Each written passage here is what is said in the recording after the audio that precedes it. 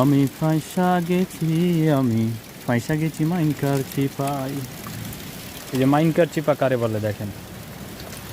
মেঘলা আকাশ দেখে বের হয়েছিলাম, হঠাৎ পথের মধ্যে বৃষ্টি।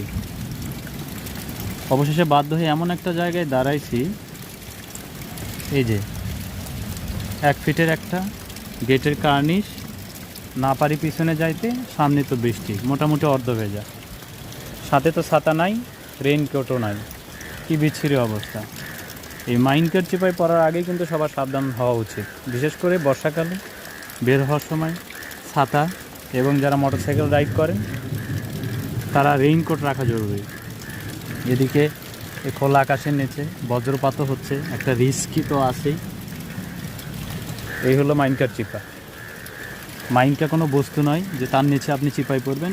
এই যে এই চারপাশের এই পরিবেশ, এরকম পরিস্থিতিকেই মাইনকার চিপা বলে, বুঝছেন।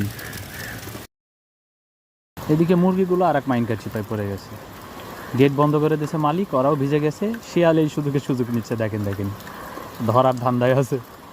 কি একটা অবস্থা, এই মুরগিগুলো মাইনকার চিপায় পড়ে গেছে, আমিও পড়ে